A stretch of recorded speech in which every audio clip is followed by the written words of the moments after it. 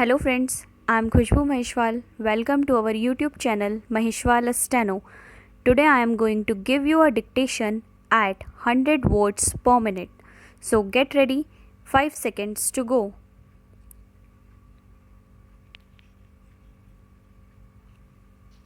Madam, the Sports Ministry has recently issued certain guidelines to the national federations. Most of these guidelines are good and positive, and some need review.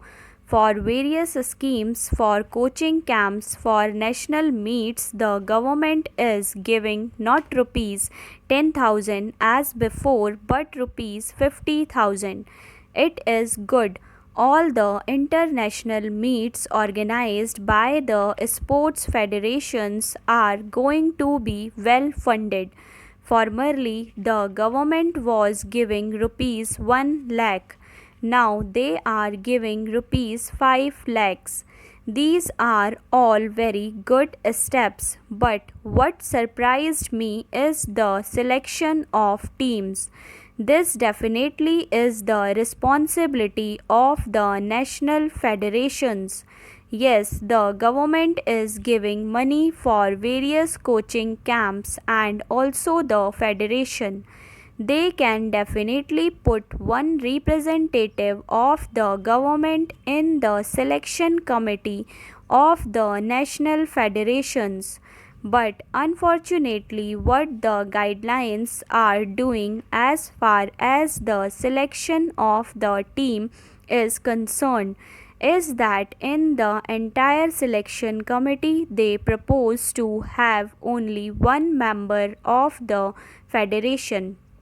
Only the president of the federation will be on the selection committee. Who are the other members? One will be representative of the government in the form of sports authority. One will be the representative of the government coming from Arjun Award winners. One will be chosen by the government from the Olympic Association. Another member nominated by the Sports Ministry. So, in a committee of 5 or 6, only one member is the national coach again, who has been there from the national federation. How can this position be accepted by the national federations? I think there is a need for dialogue between the federation and the government. The government of India has been kind enough. The Prime Minister is kind enough to increase the budget for sports manifold. I think the government and the national federations have a duty to see how money is spent. I think it is a very exciting time. But out of 5 or 6 members, only one will be from the national federation. There must be a dialogue. There is need for the government to invite suggestions. They asked for the suggestions of the national federations, but after that, the sports ministry has unilaterally issued guidelines without consulting the national federation. I think this is not in the interest of sports. There is need to review the selection of teams for coaching camps in consultation with them.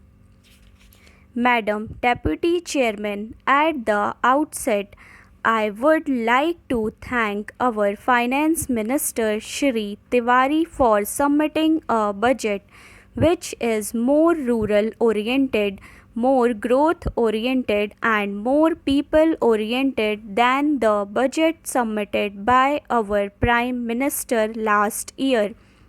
These concessions, measures, and programs do not amount to say that the Ministry of Finance have been abreast with the situation and aware of the needs of the nation.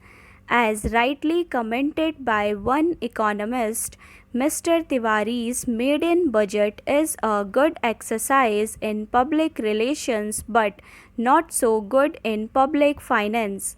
The budget document has been prepared in such a way as to appear that it contains more concessions than tax budgets, not because the minister had dropped the proposal of imposing taxes due to drought, but because he had indulged in pre-budget exercise.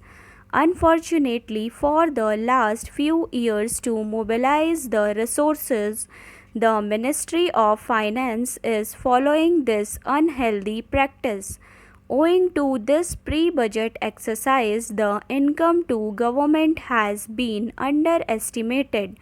I am not against the mobilization of revenues to the government, which is quite essential to implement our planned targets successfully and to introduce new programs for the welfare of the country. The methods adopted by the government are quite unwarranted and irking. It shows that it has no confidence in the parliament. Contrary to our expectations, our prime finance minister has submitted an astronomically deficit budget. As far as the states are concerned, they have no right to print currency notes. A state which submits a deficit budget ultimately is compelled to overcome the deficit by right means. But in the case of the center, since it has a right to print the notes, the deficit budget only fuels the fire of inflation and hike in prices.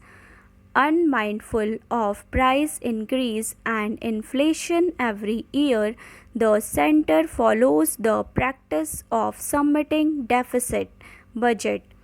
The deficit was rupees 6,000 crores in the year 1995-1996, rupees 8 crores in 1996-97, rupees 8 crores in 1997-98. How are we to overcome this difficulty? Madam, we speak much about financial discipline. We ask the state governments to follow the discipline in financial matters.